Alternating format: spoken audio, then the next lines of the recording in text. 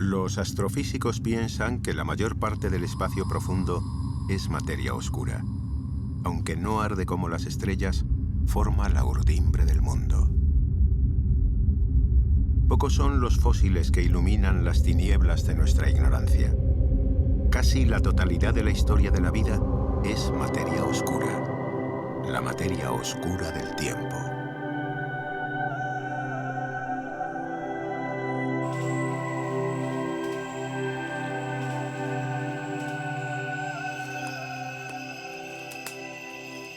La evolución humana se ha contado muchas veces, pero nosotros queremos hacerlo de un modo distinto, a través de la relación de nuestros antepasados con la luz y con los colores. Porque al principio solo había uno, el verde. Vivíamos entonces, hace millones de años, en una selva tropical, cálida, húmeda y muy oscura. Habitábamos en aquel tiempo en el corazón de las tinieblas y nunca salíamos de él.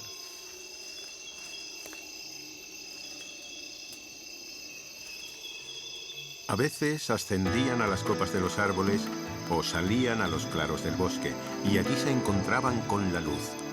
Pero la luz no reinaba en sus vidas, y el día no era muy diferente de la noche en la cálida selva africana donde nacimos a la evolución. Tuvieron que pasar varios millones de años antes de que por fin viéramos la luz. Es muy poco todavía lo que sabemos acerca de nuestros primeros padres, que sin duda habitaron alguna jungla del continente africano hace unos 6 o 7 millones de años. Pero hay una palabra, a menudo pronunciada con aprensión, que los define muy bien. Eran monos. Monos antropomorfos, grandes monos, simios de características similares a las de los actuales gorilas, orangutanes y chimpancés.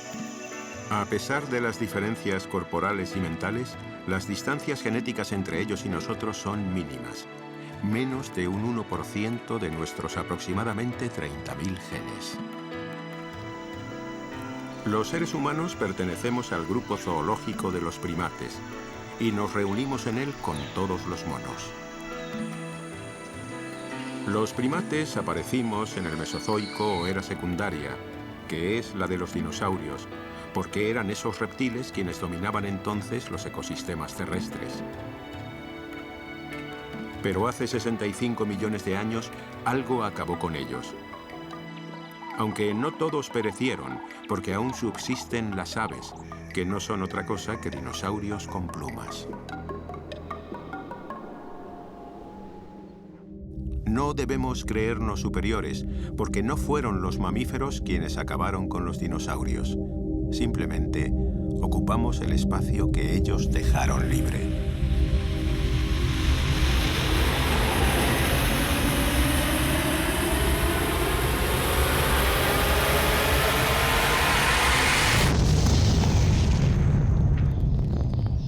Hace 10 millones de años, la temperatura de la Tierra era más alta que en la actualidad.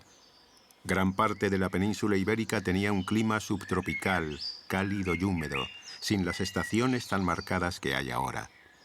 Allí se desarrollaba un bosque de niebla, con árboles de hojas perennes, ovaladas y coriáceas, del tipo del laurel, llamado laurisilva.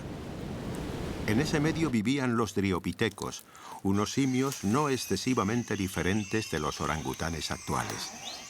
Estos grandes monos tenían parientes muy parecidos por toda Europa, Asia y África.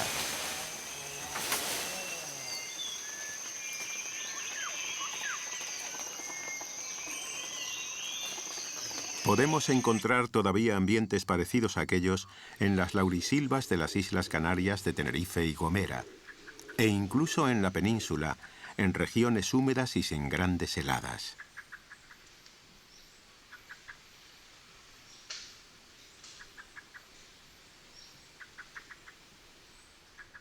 También en ese tiempo, el Mioceno, en las montañas de la península crecían los abetos. Aún quedan algunos en ciertos refugios, como la Sierra de Grazalema en Cádiz, donde la precipitación es mucho más alta de lo normal en el sur de España. Los abetos necesitan mucha humedad, y por eso han desaparecido de todas las cadenas montañosas ibéricas, salvo de los Pirineos.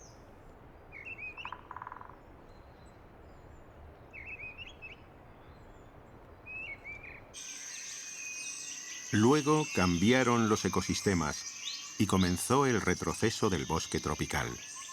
Al perder su hábitat, los grandes monos se fueron haciendo cada vez más raros, y además los monos pequeños proliferaron y compitieron con éxito en los bosques cálidos que quedaron. De los grandes monos solo perviven los orangutanes, los gorilas, los chimpancés y un nuevo grupo. Los homínidos, la estirpe a la que pertenecemos, surgieron en el bosque húmedo africano hace unos 6 o 7 millones de años. Posiblemente los primeros eran comedores de frutas, sobre todo, y de hojas, brotes y tallos verdes. Una alimentación similar a la de los actuales chimpancés. Hay 4 especies de posibles homínidos que tienen más de 4 millones de años, pero se conocen mal. Nuestros primeros antepasados seguros y bien estudiados son los australopitecos.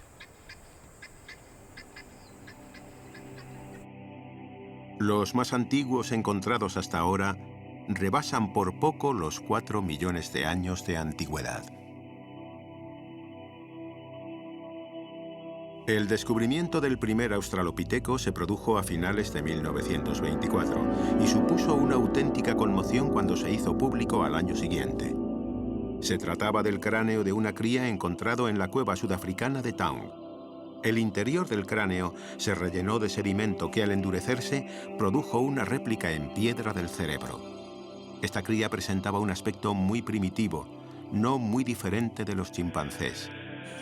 El niño de Taung murió a los 3 años, en la edad del destete, una época crítica en los monos y en los humanos. Tal vez se apartara de su madre y lo atrapara un águila de las que cazan monos. Cuando murió tenía todos los dientes de leche y le estaban saliendo las primeras muelas definitivas. Sin embargo, a pesar del parecido con el cráneo de un chimpancé de la misma edad, hay una diferencia fundamental entre ambos. Los caninos de leche del australopiteco son bastante más pequeños que los del chimpancé. El cráneo del australopiteco difería pues de los otros grandes monos en un rasgo humano.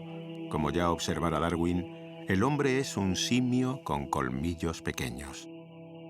Hay un aire de familia cuando comparamos los cráneos de machos de orangután, de gorila, de chimpancé y de australopiteco. Pero solo el australopiteco tiene los caninos casi inservibles como armas. Los antebrazos también eran algo más cortos que en los chimpancés.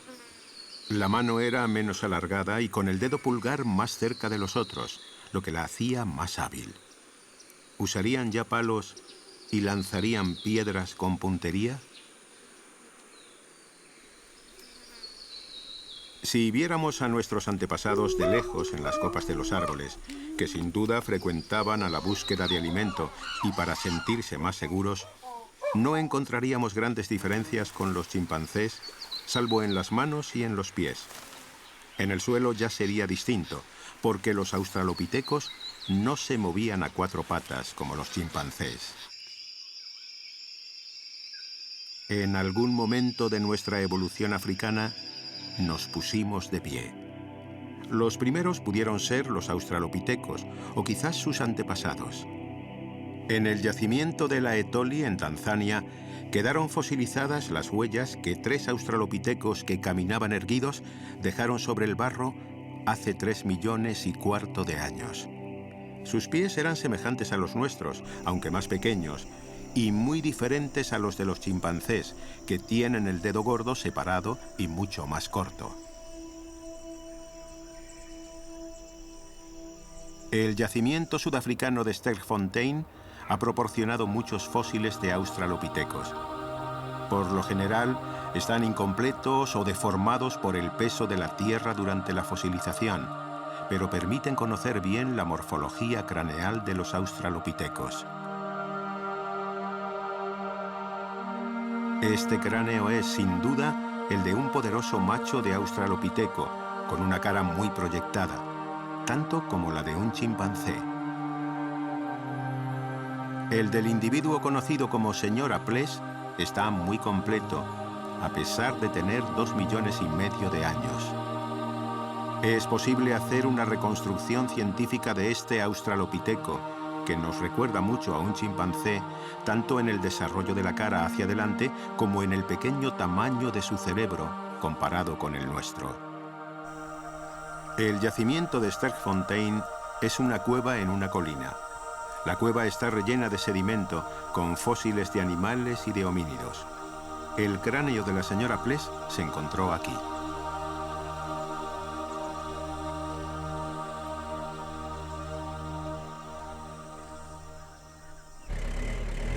El paisaje que rodea la cueva hoy en día es bastante despejado. Cerca pasa un río que ha excavado un pequeño valle. En la época en que los australopitecos se acumularon en la cueva, el río era más caudaloso y en sus orillas crecía una selva cerrada y con lianas.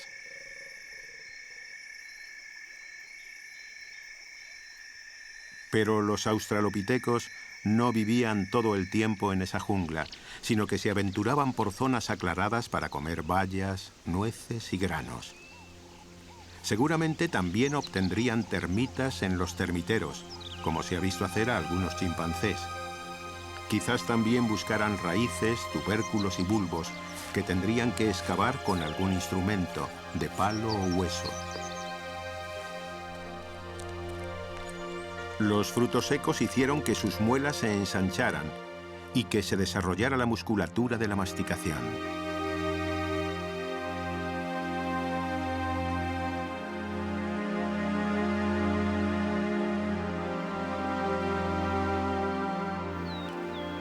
Los fósiles de los yacimientos nos hablan de la enorme biodiversidad del mosaico ecológico en el que se movían los australopitecos.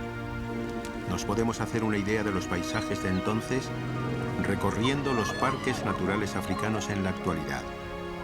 Algunas de las especies que se encuentran en los yacimientos se han extinguido, como los temibles dientes de sable.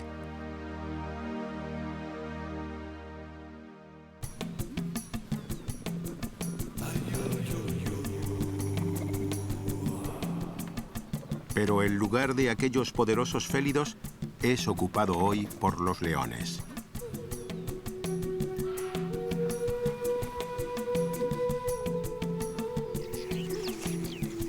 En cambio, los guepardos convivieron con los australopitecos. En aquellos claros y praderas, los australopitecos tomaron contacto con la luz.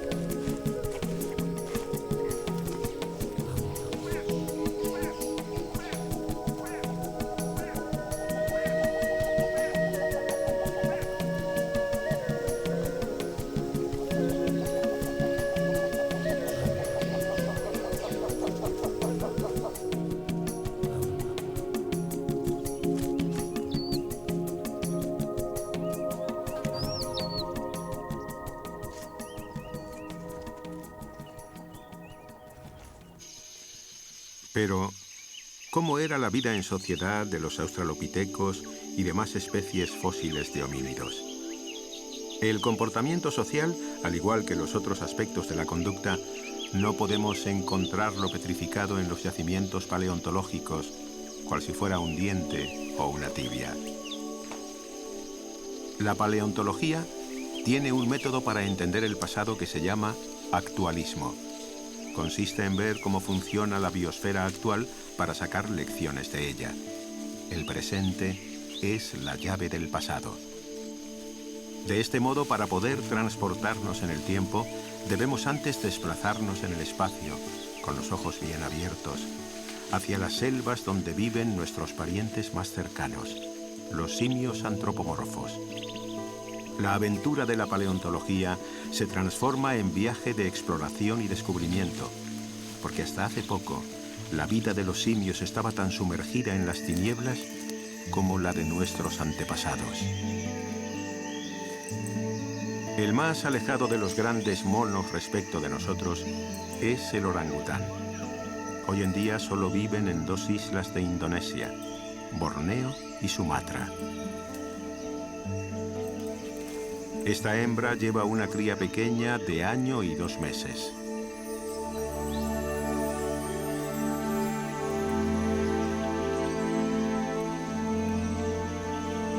Estas otras, adultas y solitarias, han tenido hijos, pero las crías se han separado de sus madres después del destete. Seguramente ahora están gestando.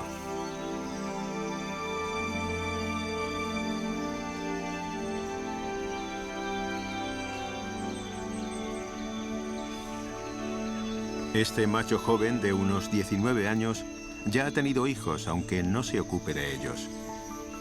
Aquí tenemos un macho plenamente maduro, con los típicos discos de grasa en las mejillas, que le dan un aspecto imponente, junto con la barba y el bigote. Lo que distingue en su conducta a los orangutanes de la gran mayoría de los primates es que son absolutamente solitarios. Eso quiere decir ni más ni menos que los machos y las hembras solo se juntan para la reproducción. Como esa es una rareza de la especie, no se cree que los australopitecos llevaran una existencia tan independiente.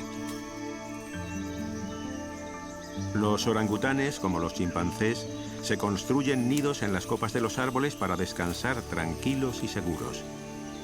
Es posible que los primeros homínidos también lo hicieran. Pero el que no convivan los machos de los orangutanes no quiere decir que no haya disputas entre ellos. Cada macho defiende de los demás galanes un territorio amplio en el que viven separadas varias hembras. Y cuando una hembra está en celo, los machos de los alrededores se sienten atraídos por ella. Esas disputas hacen que los machos sean muy fuertes y pesen el doble que las hembras. Los caninos de los machos son muy poderosos por la misma razón. En el desarrollo y la sexualidad, los grandes monos presentan muchas semejanzas, y los australopitecos no discreparían. Hablando en general, el primer parto lo tienen las hembras sobre los 10 años, aunque hay variaciones, y después de cada destete viene un periodo de actividad sexual femenina, en general corto, que termina con una nueva gestación. El intervalo entre nacimientos puede ser de 4 o 5 años. El crecimiento en los grandes monos, como el de los australopitecos, es lento comparado con los monos pequeños, aunque más rápido que el nuestro. Pero el origen de los homínidos no está en Asia, sino en África, por lo que cambiamos las selvas y pasamos de los simios rojos a los negros.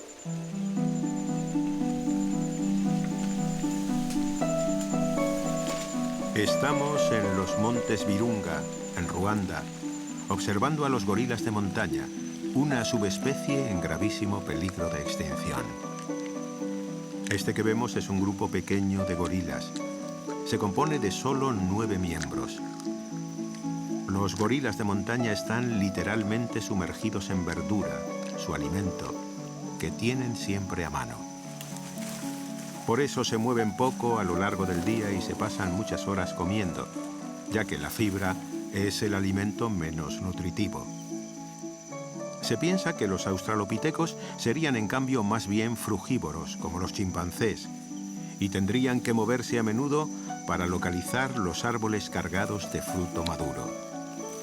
También, al dedicar menos horas del día a comer, tendrían más tiempo para las relaciones sociales, como ocurre en los grupos de chimpancés. Este magnífico ejemplar, una espalda plateada de 21 años, es el único macho reproductor. Los gorilas machos doblan en peso a las hembras y sus caninos son mucho más poderosos. El macho de espalda plateada es el patriarca de la familia y quien la mantiene unida. Si desapareciera, se dispersarían las hembras. Pero cuando una hembra del grupo tiene el celo, no le gusta que haya competencia para la reproducción. Por ese motivo, los machos son tan grandes y fuertes, porque solo el más poderoso puede cubrir a las hembras de su grupo. También hay un macho de 12 años, todavía de espalda negra, que pronto será un problema para el dorsicano. En los orangutanes y gorilas, los machos tardan más años en hacerse adultos que las hembras. Existen grupos más numerosos en los que hay varios individuos de espalda plateada. En este, de 18 miembros, conviven 3 machos adultos. Uno, el dominante, de 20 años, otro de 17 años y un tercero de 14, que empieza a tener pelos blancos en la espalda. Cuantos más machos hay en el grupo, más conflictos surgen cuando una hembra tiene el estro.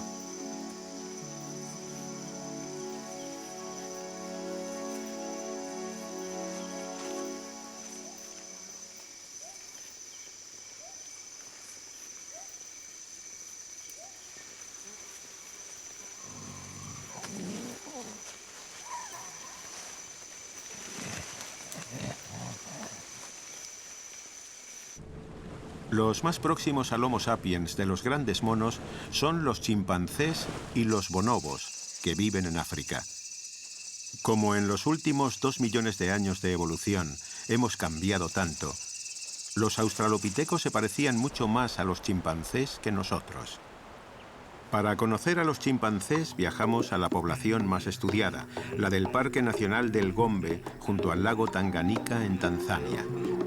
El medio aquí es un bosque bastante parecido al de los australopitecos. Cuando vemos un grupo de chimpancés desplazándose por el suelo del bosque, hay varias cosas que nos llaman la atención. En primer lugar, son cuadrúpedos, como los gorilas y los orangutanes cuando se bajan de los árboles. Los australopitecos eran ya bípedos. En segundo lugar, forman grupos numerosos, a diferencia de los orangutanes, que son solitarios, y con muchos más machos adultos que los grupos de los gorilas, donde solo hay uno o muy pocos. Mirando al grupo, no es fácil distinguir a los machos de las hembras, porque las diferencias de tamaño entre los sexos son reducidas, como lo son en nuestra especie. Una hembra de chimpancé pesa más o menos 30 kilogramos, como una de australopiteco, pero los machos de los australopitecos eran más pesados que los de los chimpancés. La diferencia entre los sexos era mayor. ¿Por qué hay muchos machos en un grupo de chimpancés? Porque se unen para defender el territorio común. Entre ellos hay fuertes lazos de parentesco, ya que no suelen abandonar el grupo en el que nacieron. Eso no quiere decir que no existan rangos. Viéndolos así, sentados, podemos imaginarnos fácilmente a un grupo de australopitecos hace 3 millones de años.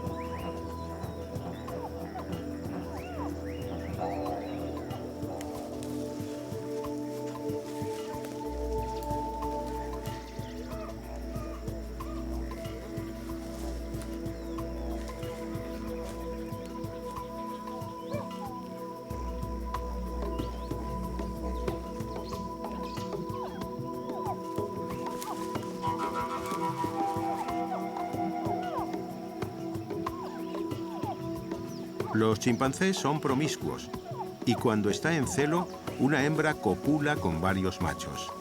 Durante el estro, la piel que rodea el sexo de las hembras se hincha mucho.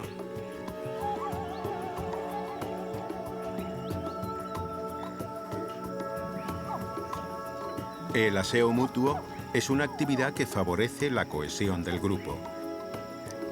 La crianza es una actividad que solo compete a las hembras de los chimpancés, sin que los machos intervengan. Tampoco lo harían los machos de los australopitecos.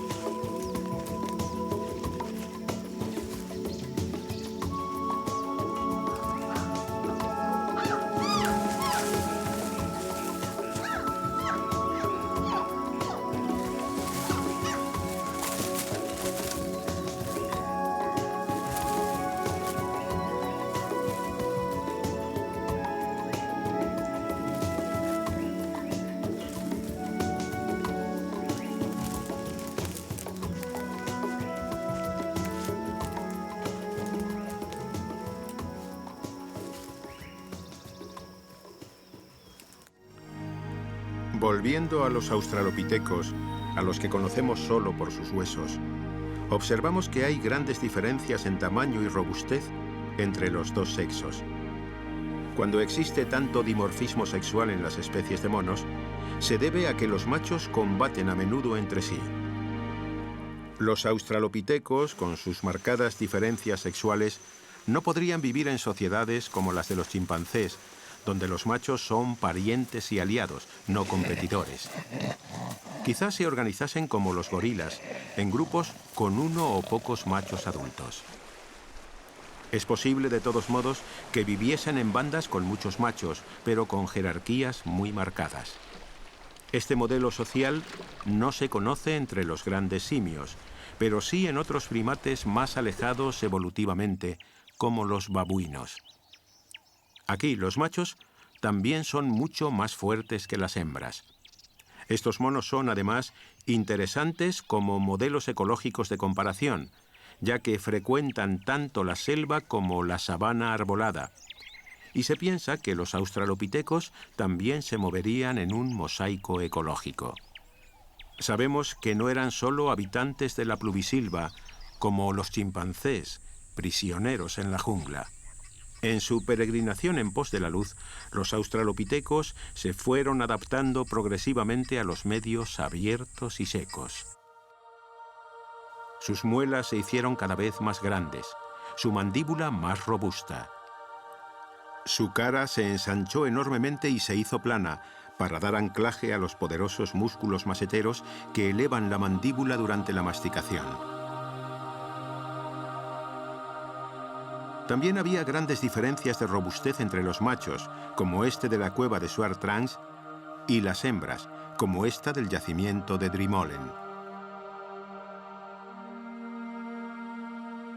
Los fósiles anteriores son sudafricanos. En África del Este se desarrolló más todavía el aparato masticador. En 1959, en el barranco de Olduvai, en Tanzania, se encontró el primer fósil.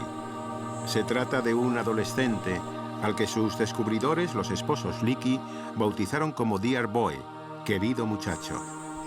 Así, los australopitecos, que habían existido desde hace 4 millones de años, se convirtieron poco a poco en otro tipo de homínidos llamados parántropos. Excepto en lo relativo al aparato masticador, australopitecos y parántropos eran muy similares. Su cerebro seguía siendo poco mayor que el de los chimpancés. Aquí se ven unos extraños fósiles. Se trata del sedimento que rellenó el cráneo por dentro, que al petrificarse reproduce la forma y relieves del encéfalo de los australopitecos y parántropos. Los parántropos se encuentran en Sudáfrica en cuevas, igual que los australopitecos. La cueva de Swartkrans es geológicamente muy compleja y los investigadores se afanan por reconstruir la secuencia de rellenado de las cavidades. Pero hay otro problema que resolver. ¿Cómo han llegado hasta los yacimientos los huesos de los australopitecos y parántropos que se encuentran en las cuevas sudafricanas? Posiblemente fueran presa de los leopardos, que se subirían con sus cuerpos a los árboles que crecen en las bocas de las cuevas. Los huesos de las víctimas caerían luego en las cimas.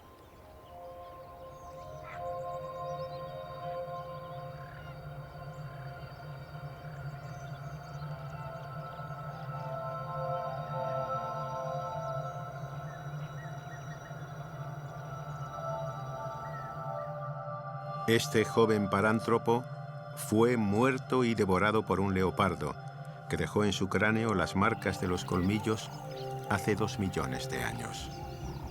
Sin embargo, los australopitecos y parántropos temían a la oscuridad de la noche y a los carnívoros, y es posible que para dormir se refugiaran en cuevas, como aún hacen los babuinos sudafricanos. Tal vez algunos murieran en ellas por accidente, enfermedad o vejez. También puede ser que algunos de los pequeños ungulados que aparecen en los yacimientos fueran presa de los australopitecos y parántropos, ya que los chimpancés de hoy cazan monos y recentales de antílopes y se los comen.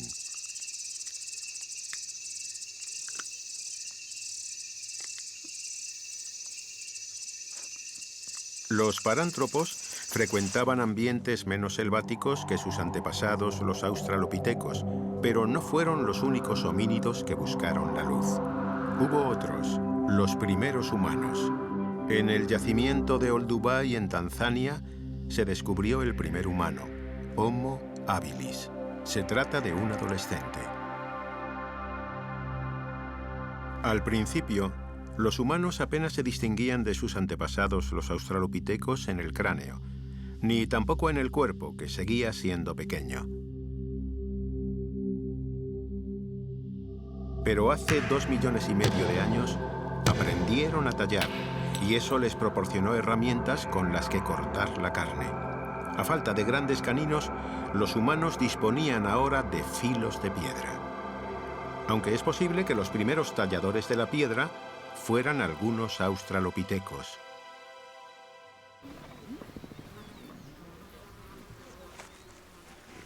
Cuando esta leona termine con la cebra que acaba de matar, tal vez quede comida para un homínido. La competencia es dura, pero los pequeños homínidos consiguieron abrirse un hueco entre los carroñeros.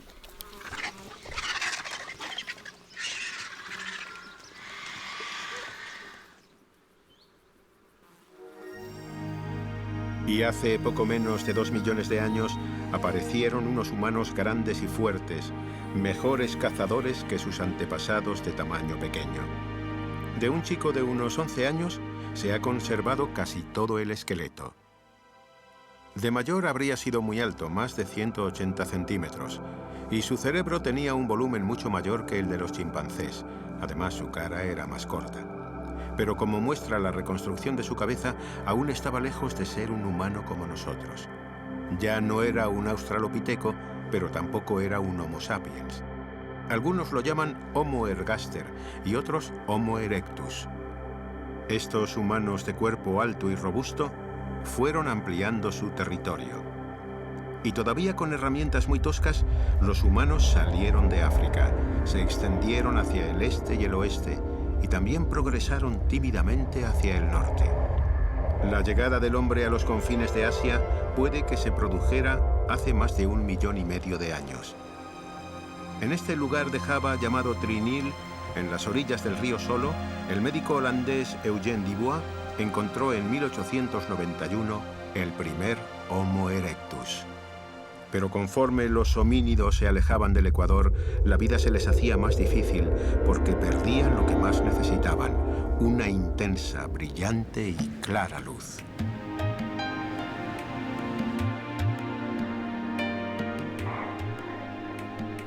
El continente europeo es de luz cambiante a lo largo del año. Las estaciones son cada vez más marcadas hacia el norte, donde los árboles pierden la hoja cuando la luz los abandona y la recuperan cuando nace un nuevo sol. Y todos los años nace un nuevo sol en primavera, que se hace adulto en el verano.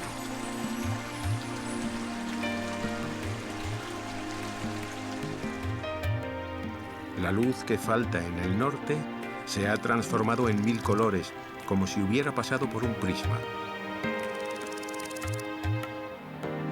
En lugar del verde uniforme de la selva tropical, el paisaje europeo cambia de color con el paso de las estaciones.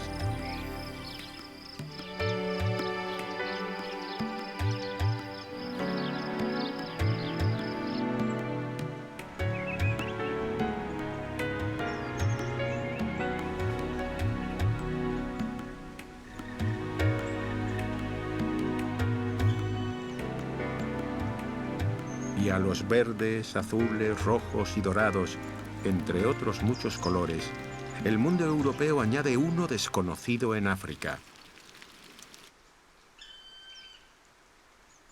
El blanco de la nieve en el invierno, que cubre el paisaje con su delicado manto.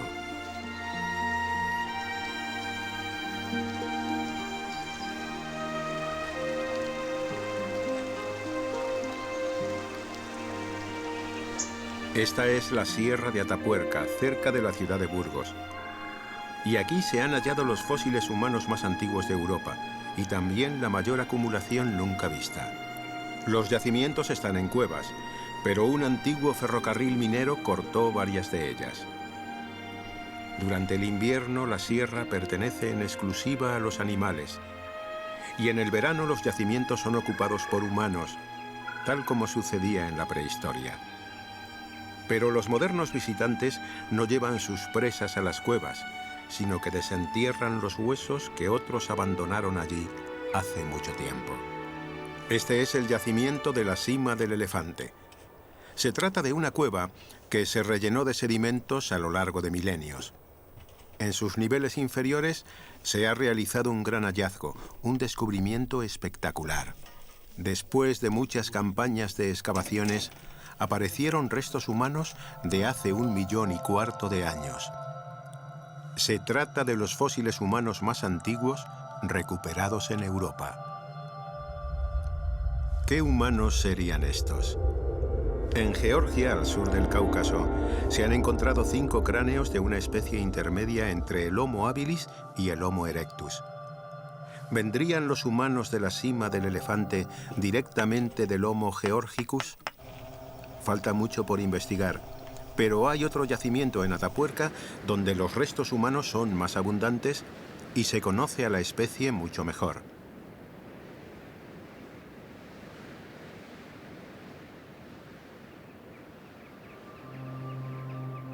El yacimiento de la Gran Dolina contiene fósiles de animales que se han depositado a lo largo de mucho tiempo.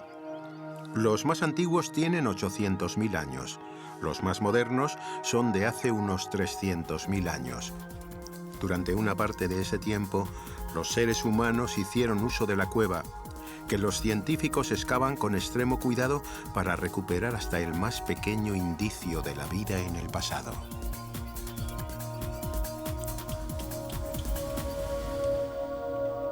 Los animales enterrados en la Gran Dolina son en su mayoría ungulados que fueron transportados por los humanos a la cueva para ser consumidos allí.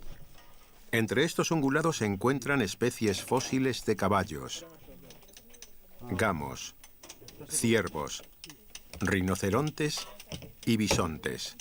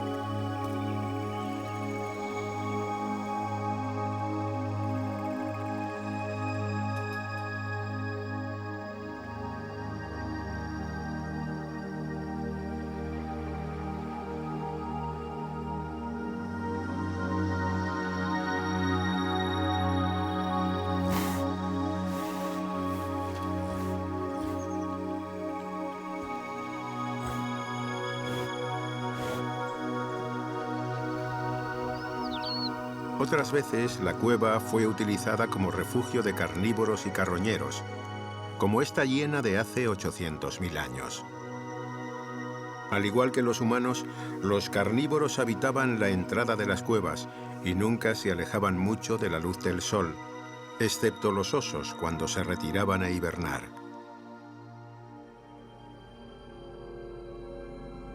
En los tiempos más antiguos, el rey de los ecosistemas de la Sierra de Atapuerca era el tigre de dientes de sable, del que se ha encontrado un enorme canino. Desde hace 500.000 de años, su lugar en Europa lo ocuparon los leones.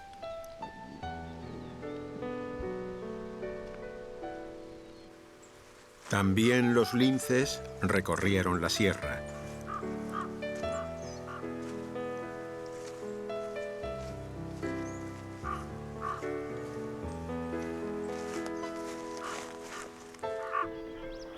y en el río Arlanzón se bañaban los hipopótamos.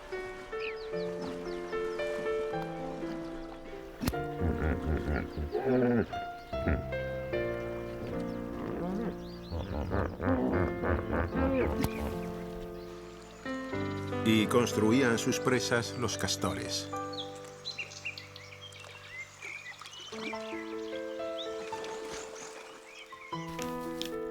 Y todo el tiempo hubo lobos, nuestros ancestrales enemigos.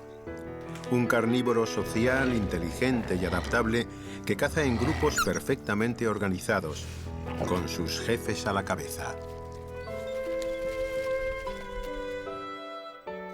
Una de las capas más antiguas de la Gran Dolina, que tiene unos 800.000 años, deparaba una gran sorpresa a los investigadores y a toda la comunidad científica. Aunque en el año 1994 la excavación era todavía de muy limitada envergadura, aparecieron los restos de varios individuos diferentes. Los huesos estaban destrozados y presentaban marcas de haber sido descarnados. Había niños, adolescentes y adultos. Se trata del más antiguo caso de canibalismo conocido y no parece obedecer a ninguna práctica ritual. A los caníbales solo les interesaba la carne de sus semejantes.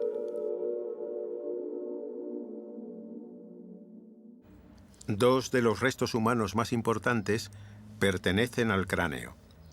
Con ellos se ha podido reconstruir científicamente el aspecto de este chico de unos 11 años de edad.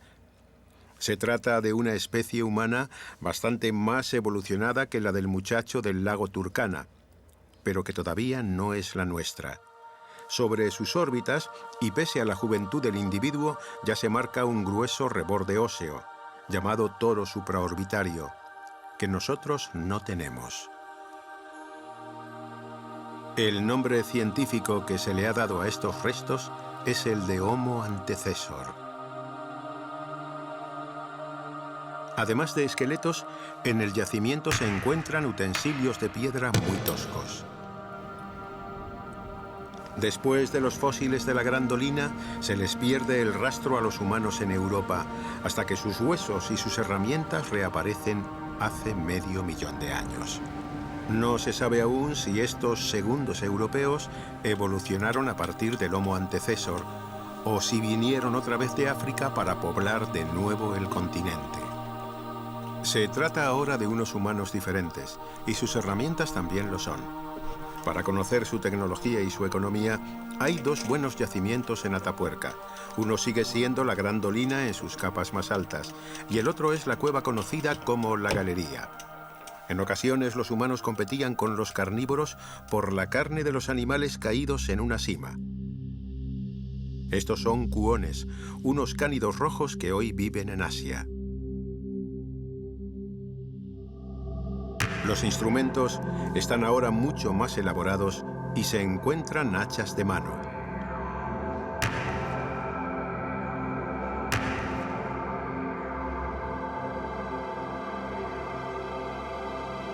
Un yacimiento francés, la cueva del Aragó, ha proporcionado parte de un cráneo y otros restos de hace algo más de 400.000 años.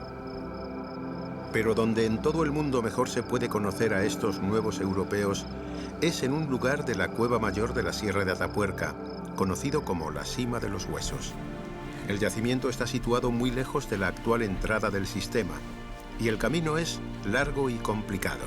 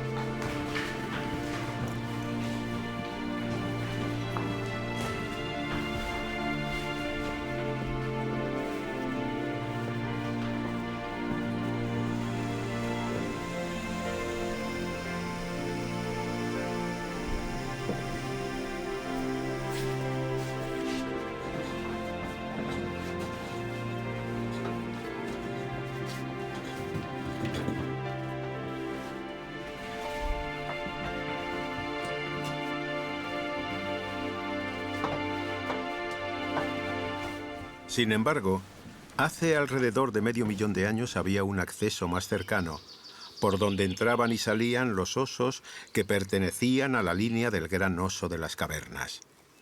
Los osos hacían mucho uso de las cavidades subterráneas, porque en invierno se retiraban a la oscuridad de las cavernas a pasar un largo periodo de letargo. Los osos de hoy en día, aunque pertenecen a otra línea evolutiva, también buscan refugios tranquilos para el invierno. En este periodo del año apenas hay comida para ellos y viven de las grasas acumuladas durante el otoño, tan pródigo en frutos en nuestras latitudes. Pero a diferencia de los humanos, los osos se internaban profundamente en las cuevas para hacer sus camas allí donde no llegaba la luz. Los restos de los osos fósiles se han encontrado a veces muy lejos de las entradas de las grutas. Los osos de las cavernas fueron los primeros espeleólogos. En las inmediaciones de la cima de los huesos se han conservado frescas las marcas dejadas en la pared por los osos hace cientos de miles de años. Para llegar hasta los fósiles humanos hay que descender por una cima de 13 metros de caída. Al pie, entre huesos de osos, se encuentran amontonados los esqueletos de casi una treintena de individuos que están siendo excavados meticulosamente desde hace 25 años.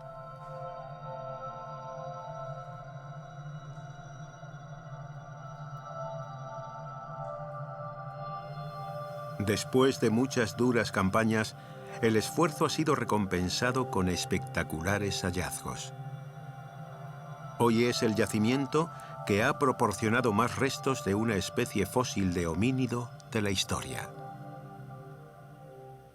En este lugar tenemos una visión completa de toda la estratigrafía del yacimiento de la Sima de los Huesos, que también nos sirve para reconstruir la secuencia de acontecimientos que se produjeron aquí. En un primer momento, la Sima de los Huesos estuvo toda ella ocupada por unas arenas que llegaban hasta esta altura. Sobre estas arenas se formó un suelo, una costra estalagmítica. Luego, posteriormente, llegó el agua que erosionó las arenas. La costra estalagmítica cayó y se depositó encima de un suelo que quedó aquí, un suelo de arenas que formó una especie de paleorrelieve muy irregular. Posteriormente, sobre este paleorrelieve se depositaron los cuerpos humanos, que son los que aparecen más abajo en la secuencia estratigráfica. Sobre los cuerpos humanos cayeron luego, a lo largo de mucho tiempo, los cadáveres de centenares de osos. Finalmente, toda la secuencia está rematada por otro nuevo suelo estalagmítico. Así que ahora podemos afirmar que la acumulación de cadáveres humanos se produjo en un tiempo geológicamente muy breve y en términos cronológicos también quizá de muy pocos años, quizá de un solo verano o de un solo año. Y luego, posteriormente, durante decenas de miles de años, se fueron acumulando cadáveres de oso que caían accidentalmente a este lugar, hasta que el acceso a este sector de la cueva se selló y ya no entraron más animales ni más personas en este lugar durante un cuarto de millón de años, hasta que los científicos vinimos a excavarlo.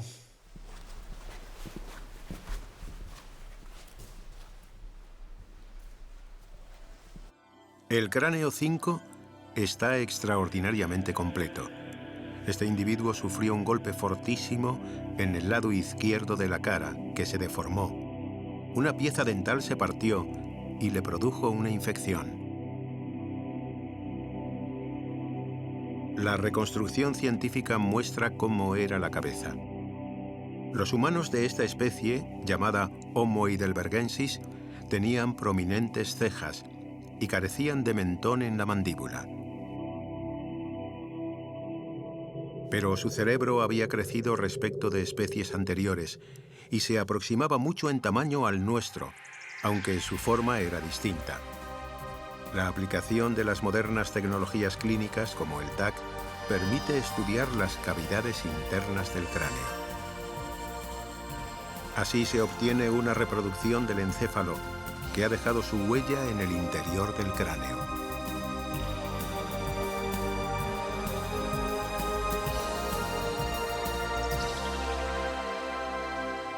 Los humanos de la cima de los huesos eran tremendamente fuertes. El yacimiento ha proporcionado una pelvis íntegra. Perteneció a un individuo masculino de unos 175 centímetros de estatura, que tenía un cuerpo tan ancho y tan musculoso que pesaba más de 90 kilos.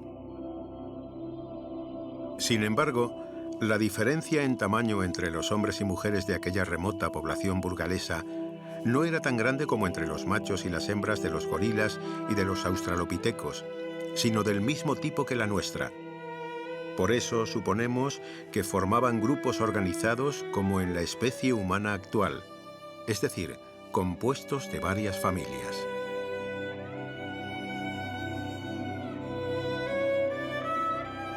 Con su tremenda fortaleza física y su compleja organización social, los humanos eran ya poderosos cazadores. ¿Pero estarían los colosos a su alcance? En los páramos de Torralba y Ambrona, en Soria, se han encontrado muchos esqueletos de elefantes. Estos proboscídeos murieron en unos terrenos encharcados y sus cuerpos quedaron enterrados en el fango. Es difícil creer que los humanos fueran capaces de abatir elefantes adultos, porque tampoco lo hacen hoy en día los leones en África. Pero pudieron aprovechar la carne de los animales muertos por causas naturales.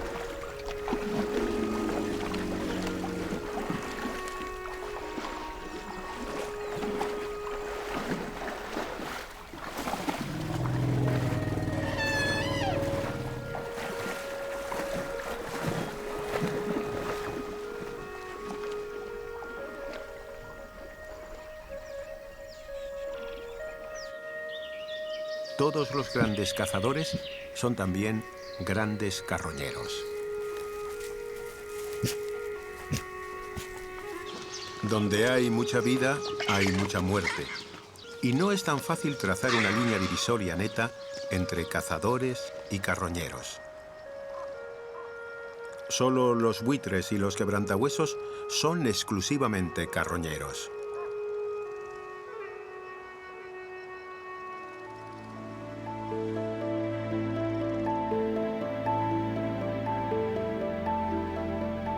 La cima de los huesos es un lugar oscuro y misterioso, el tipo de espacio que nunca frecuentaban los humanos de hace medio millón de años, que vivían en las entradas de las cuevas. ¿Cómo se entiende esto?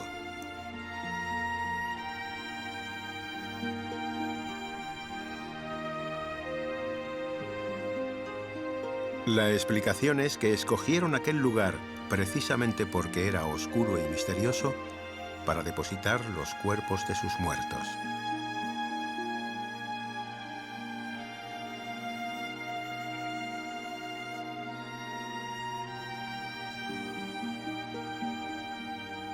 Además de miles de fósiles humanos y de osos, la cima de los huesos ha dado otra gran sorpresa.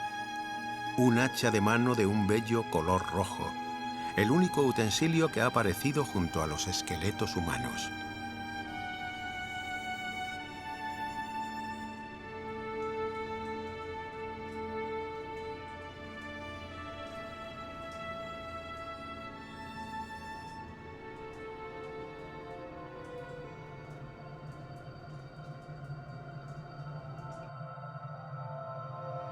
Una ofrenda para los muertos acumulados en aquel enigmático lugar.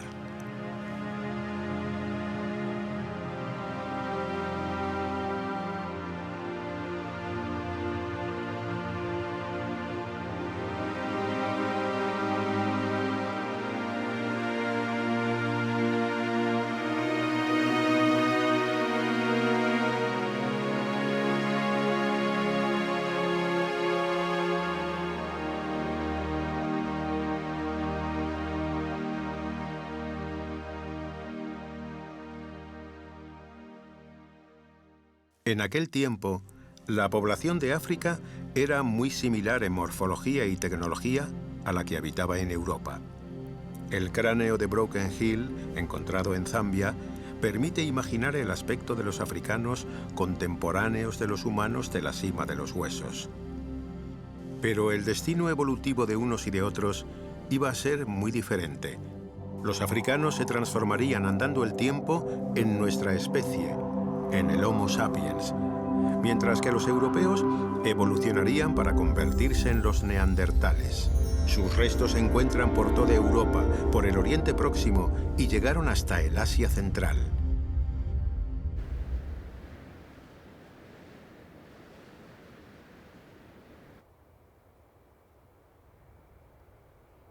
Uno de los primeros fósiles se encontró en la cantera Forbes, en Gibraltar, en 1848.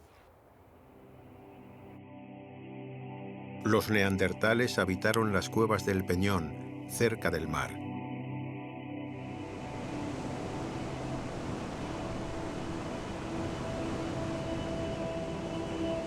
Pero entonces la costa estaba más alejada, y los neandertales campaban por marismas, como estas de Doñana.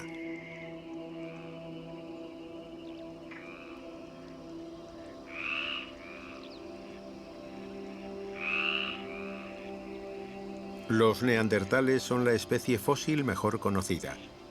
Unos los han visto como inhumanos, mientras que otros pensamos que eran muy humanos.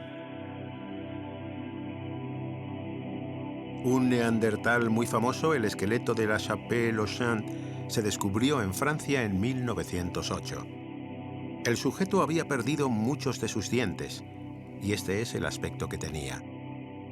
Los neandertales eran más bajos que sus antepasados, pero conservaban su misma anchura de cuerpo e idéntica musculatura. Y al contrario de lo que se suele pensar, su cerebro era mayor que el nuestro. Enterraban a sus muertos y además disponían de un medio casi mágico para conservar la luz durante la noche: el fuego.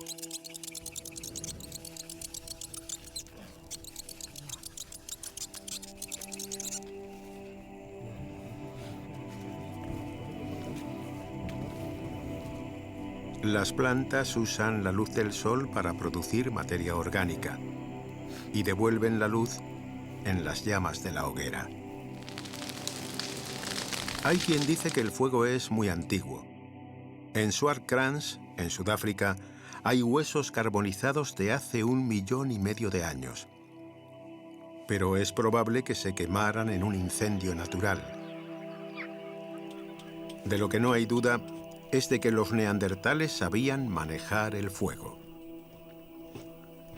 En el yacimiento catalán de la Brique Romaní se han excavado numerosos hogares producidos por los neandertales hace 50.000 años.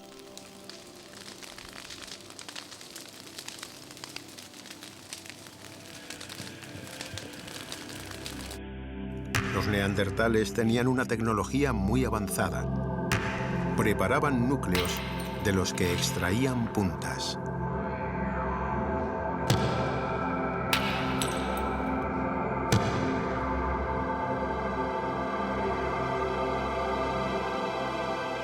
Pero los neandertales no eran los únicos que enterraban a sus muertos. Hace 200.000 años apareció nuestra especie en África y 100.000 años después nos la encontramos en Oriente Próximo.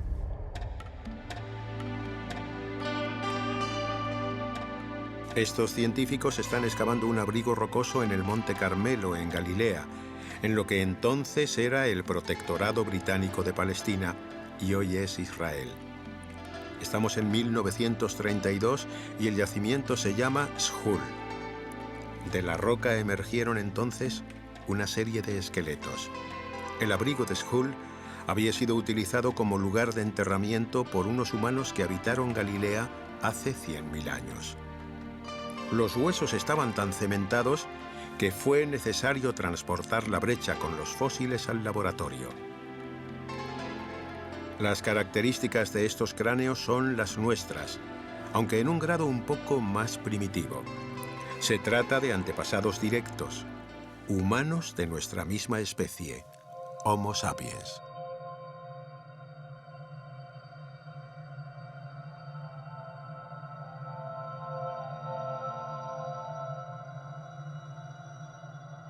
Encontramos una diferencia fundamental en la pelvis, que se ha vuelto más estrecha, mucho más que la pelvis de la cima de los huesos en Atapuerca. Probablemente su parto era más dificultoso. Cerca de Nazaret, también en Galilea, una cueva llamada Kafsé ha proporcionado más esqueletos del mismo tipo, procedentes de enterramientos. No lejos, en una cueva llamada Quevara, se halló la sepultura de un neandertal.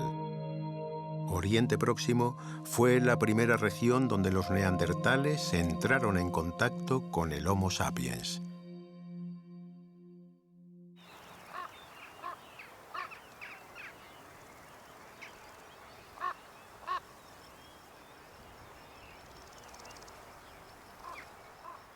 Los neandertales acampaban en esta cueva burgalesa, llamada Cueva Millán, que está situada al fondo de un valle encajado.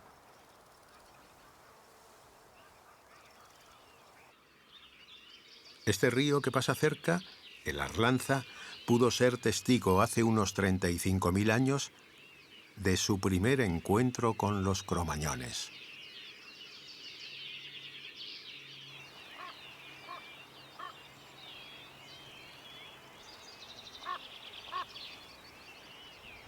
Los neandertales habitaban este valle hace 35.000 años. Un buen día se marcharon para no volver jamás. ¿Por qué? Es el misterio de la extinción de los neandertales.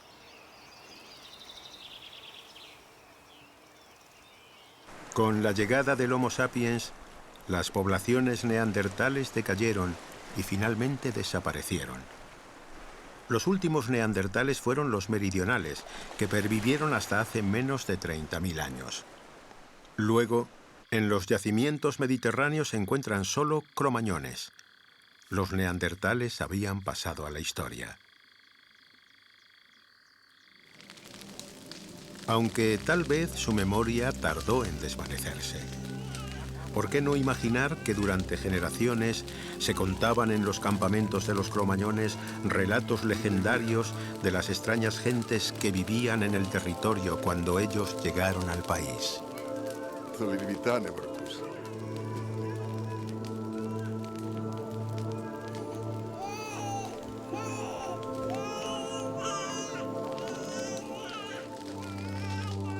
Eran más bajos que la gente de ahora. Los brazos y las piernas cortos, pero más anchos de caderas y de hombros. Los músculos muy fuertes, duros. Y su cara era rara, porque las cejas le salían mucho y las quijadas no tenían barbilla. Pero lo más curioso era la frente baja, como la de las bestias. Pero no eran animales, porque se comportaban y hablaban entre ellos como personas. Su piel era más clara que la nuestra. ¿Sabéis cómo tenían el pelo muchos de ellos? ¡Rojo! Los otros, como ellos les llamaban, se cubrían con pieles. Pero unos decían que las cosían, como nosotros, y otros que no. Si no sabían agujerear la piel para pasar un punzón de hueso por ella y luego por el agujero una tira de cuero o un tendón, tendrían que atarse las pieles alrededor del cuerpo. También discutían los mayores sobre si los otros llevaban colgantes como este o no los llevaban. Y sobre si hacían puntas con asta o hueso para las azagallas o no las hacían. Algunos decían que no conocían el arte de tallar la piedra como nosotros. Pero la verdad es que en el suelo de muchas cuevas podemos encontrar corazones de piedra mucho más bajos que los nuestros. Y puntas raras que ninguna tribu conocida usa. Pero nosotros, de un solo bloque de pedernal, podemos sacar muchas herramientas, gracias a la sabiduría que hemos heredado. Hemos aprendido a sacar largas lascas sin que se rompan, preparando primero los corazones de piedra muy altos, como mucho cuidado. Y luego trabajamos el extremo del Alaska para rascar pieles. Y sabemos hacer otras piezas para cosas distintas. Ellos no. Los más viejos recordaban haber oído hablar de encuentros amistosos con los otros, en los que se cambiaban regalos y se hacían alianzas para repartir los territorios y que no hubiera peleas, porque hubo muchas luchas por los cazaderos. ¿Quién sabe si todo esto es verdad? Se cuentan tantas historias de los tiempos de los sueños. Han pasado demasiados soles. Es posible que el final de los neandertales tenga relación con la destrucción de su hábitat por un cambio climático brutal. Los hielos avanzaron desde el norte y los bosques y sus habitantes desaparecieron en buena parte de Eurasia.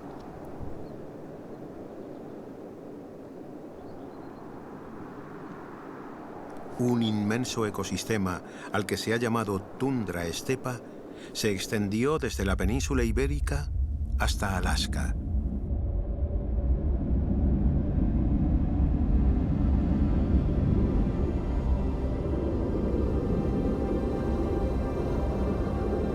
En él vivían los mamuts, los rinocerontes lanudos, los antílopes saiga, los caballos, los lobos, los leones,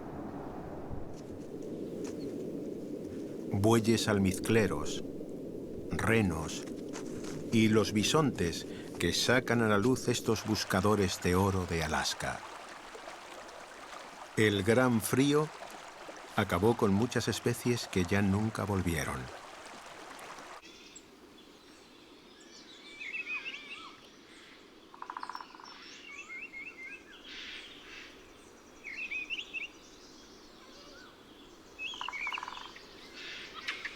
Los humanos que se sucedieron en la península ibérica y en el resto de Europa no eran los únicos primates del continente. Unos monos vivían junto con ellos, los macacos, muy semejantes a los que podemos ver al otro lado del Mediterráneo, en Marruecos. Los macacos y otras especies de clima cálido, como los elefantes de defensas rectas, los puercoespines y los rinocerontes de estepa, no pudieron resistir el frío y la aridez de la última glaciación y desaparecieron de Europa. Por eso, ya no podemos ver a los monos subidos a las encinas en nuestros campos.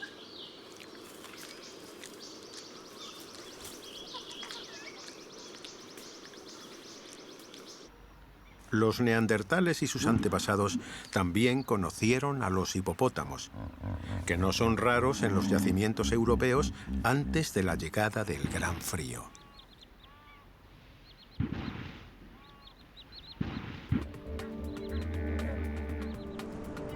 Las aguas del mar Cantábrico eran muy frías y sobre ellas flotaban los icebergs, que dieron la vuelta a la península ibérica y llegaron a entrar en el Mediterráneo.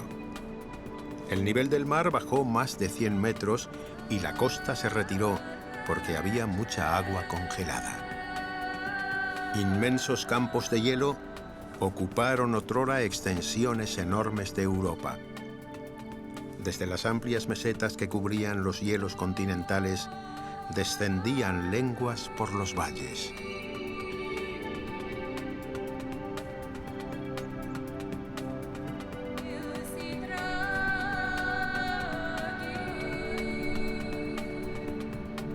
De aquel tiempo han quedado frescas las huellas de los glaciares en todos los sistemas montañosos ibéricos, desde los Pirineos, donde todavía persisten algunos muy pequeños, hasta Sierra Nevada.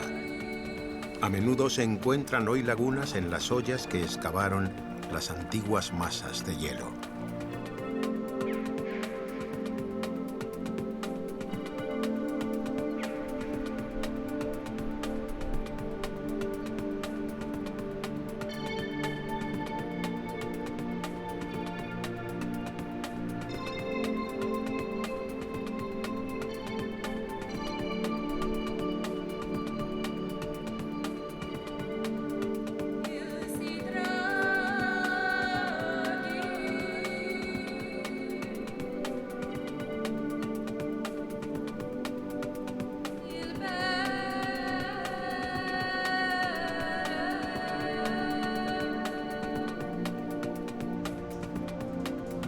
En aquel áspero entorno, los humanos buscaban protección en las cavernas, como habían hecho antes muchas generaciones de homínidos, quizás desde los tiempos de los australopitecos sudafricanos.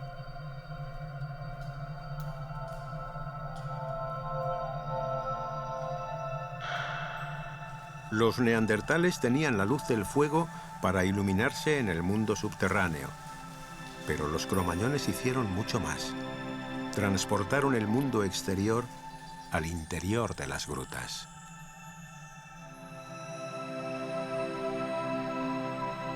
Y pintaron y grabaron en las paredes los animales que poblaban la tierra en la que vivían. Este es su bestiario.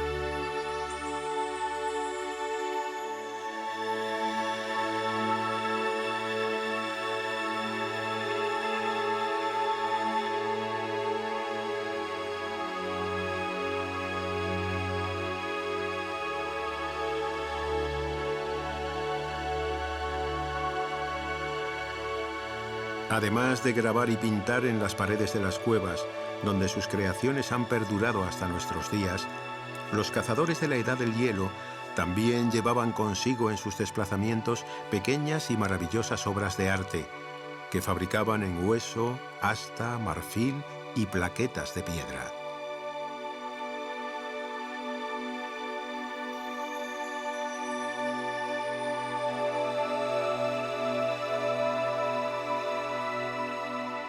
Por medio de signos, proyectaron sobre las paredes las inquietudes que turbaban sus sueños.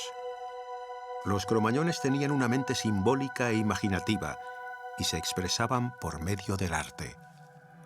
De aquellas gentes nos queda algo muy vivo, aunque no tenga carne: sus propias manos silueteadas en rojo. Se piensa que pertenecen a la primera época del arte rupestre. Aunque los cromañones no se retrataban a sí mismos tanto como a los animales, a veces surgen misteriosas formas humanas. El arte paleolítico duró mucho tiempo, unos 25.000 años, y se extiende por un territorio inmenso que va desde Portugal hasta Siberia. Estas pequeñas esculturas del sur de Alemania y estas pinturas francesas se encuentran entre las más antiguas, y sin embargo sorprenden por su perfección y su realismo. En el norte de la península ibérica hacía mucho frío, y los artistas paleolíticos plasmaron los renos que veían. Los mamuts, que hoy en día se descubren en el suelo helado de Siberia, en el pasado recorrieron toda la península ibérica, hasta más al sur de Granada. En la cueva del Castillo y en la del Pindal están representadas sendas crías.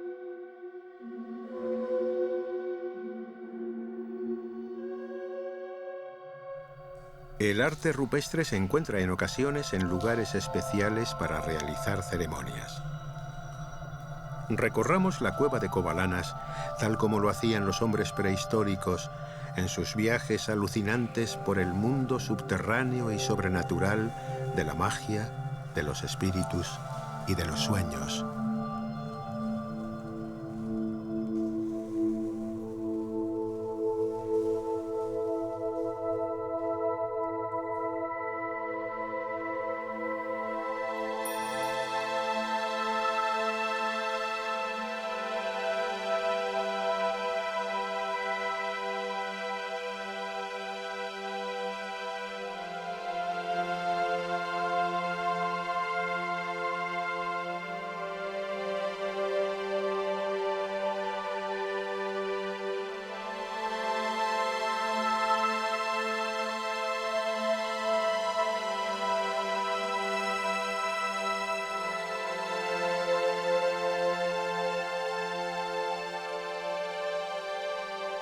Y juguemos, como lo hacían ellos, con la luz, proyectando contra la pared de la caverna la espectral figura de un brujo bisonte, pintado y grabado en una gran columna de la cueva del castillo.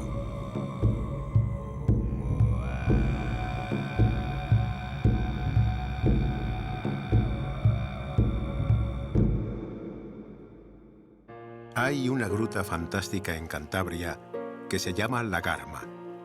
Guarda el tiempo congelado porque su boca se cegó y la cavidad quedó sellada para siempre.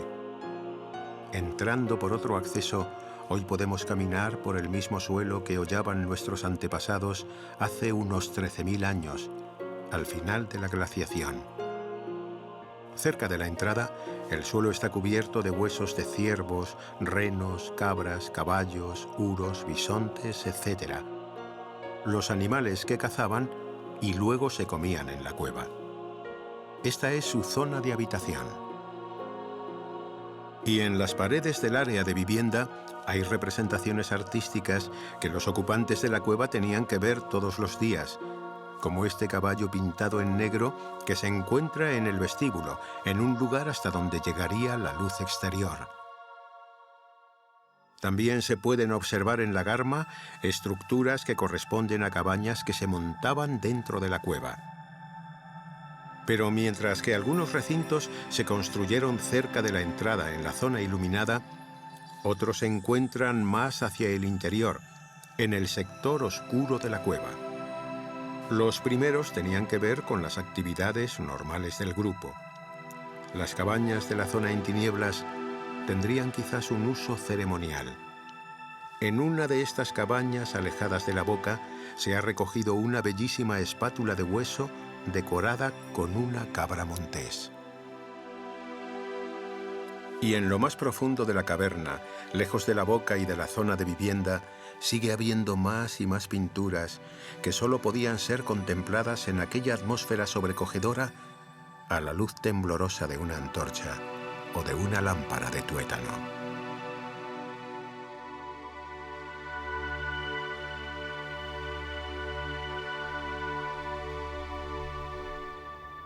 En los últimos tiempos, la península ibérica está protagonizando una auténtica revolución prehistórica. Cada vez se encuentran más figuras en rocas al aire libre. En la ribera del río Águeda, los hombres prehistóricos de hace 20.000 o 15.000 años llenaron los paredones de figuras animales. Hay en este yacimiento llamado Siega Verde caballos, uros, cabras, ciervos y otras especies. Pocos lugares del mundo transmiten una sensación tan acabada de continuidad en el tiempo.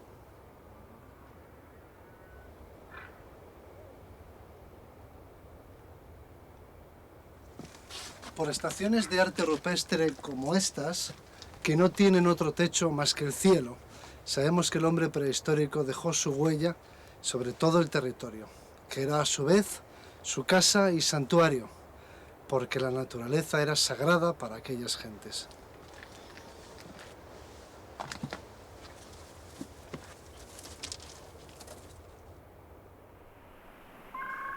Estamos ahora en un altozano que se yergue sobre la llanura castellana, conocido como Cerro de San Isidro, en Domingo García, Segovia. Desde este punto se domina la Tierra de Pinares, que fue en lo más crudo de la glaciación un inmenso campo de dunas. Aún pueden verse esos arenales bajo los pinos resineros. Las cubetas que quedan entre las antiguas dunas se convierten en lagunas invernizas. Hogaños solo hay fochas en los aguazales de Cantalejo, en Segovia. Pero por carrizos como estos, los cazadores recechaban sigilosos a sus presas. Aún parece quedar entre las cañas una sombra de su presencia. En aquella estepa inagotable, extremadamente fría y seca, congelada en invierno y abrasadora en verano, en la que no podían crecer los árboles, pastaban tropas de caballos salvajes, azotados por las arenas volanderas cuando soplaba el viento. Los humanos llevaban una vida errante detrás de los caballos y otros ungulados, a los que acechaban cuando abrevaban en los lavajos. En las pizarras erizadas del Cerro de San Isidro, los artistas paleolíticos grabaron a golpe de pico este caballo que mira a la infinita llanura castellana. Los hombres de Cromañón vivían una realidad mágica en la que el paisaje cobraba vida.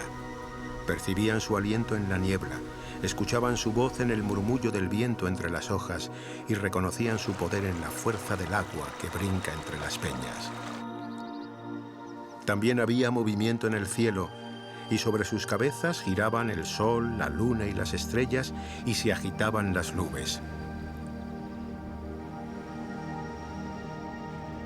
Entraban en relación con los espíritus que animan la tierra en el mundo de los sueños, que era también el de los muertos. Respetaban a los animales, a los que admiraban por su astucia, su fiereza o su agilidad, y con quienes se sentían emparentados, porque los trataban como a iguales. Hoy todavía, los jabalíes que viven en la vecindad de nuestros pueblos y ciudades nos siguen impresionando con su mole compacta y su aspecto hirsuto. Los grandes berracos, con bastante más de 100 kilos, son la viva representación de lo ancestral y de lo salvaje.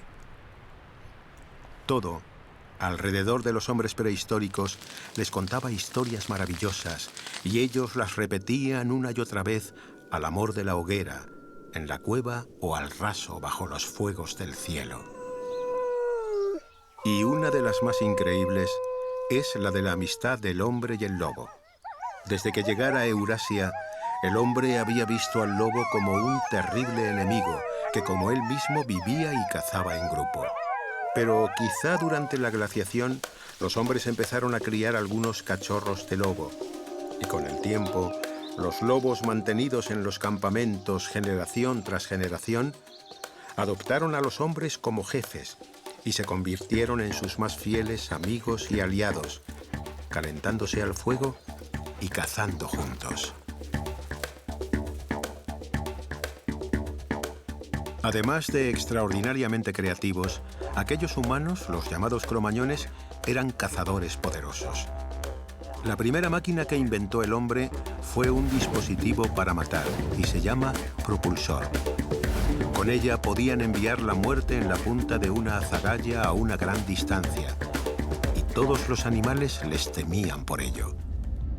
Pasó el tiempo y los hielos que habían ocupado gran parte de Europa se fundieron, refugiándose en las montañas más altas y en el Gran Norte.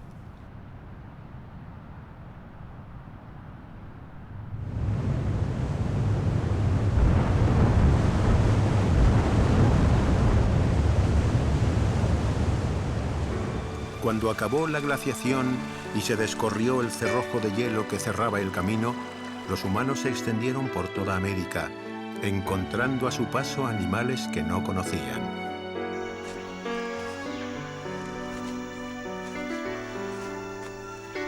No pasó mucho tiempo hasta que llegaron al fin del mundo, la Tierra del Fuego.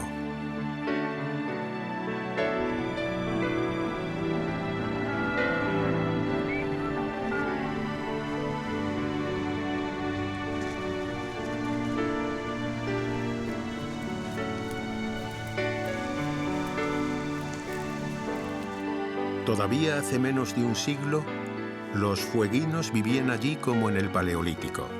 Eran los seres humanos más meridionales. Nadie vivía más al sur que ellos.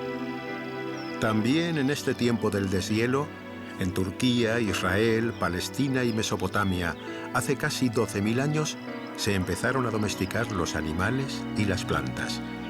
Las antes esquivas presas se volvían mansos servidores del hombre, para darle su leche, su carne y su trabajo.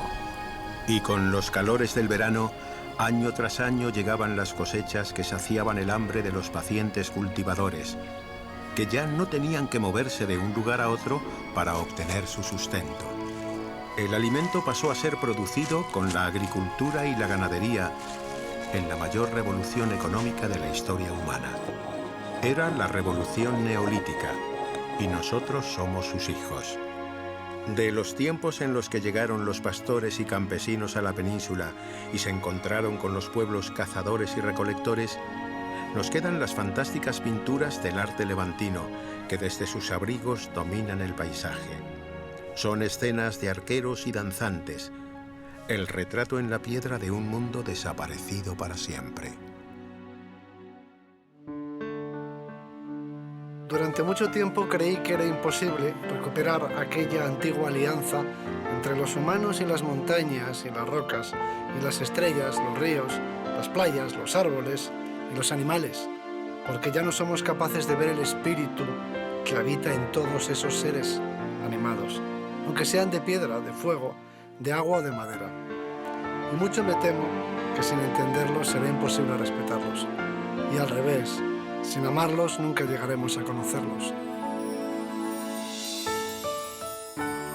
Pero ahora pienso que no hemos perdido del todo nuestra mentalidad mágica, y eso me da muchas esperanzas, porque cada vez que hablamos del mar embravecido, del río alegre y charlatán, de la dignidad de la montaña, de la crueldad del invierno, de la caricia del sol, de la astucia del zorro, de la austeridad de la sabina o de la altivez del águila, les estamos atribuyendo personalidad. Los humanizamos y los ponemos a nuestra altura, como iguales nuestros que son.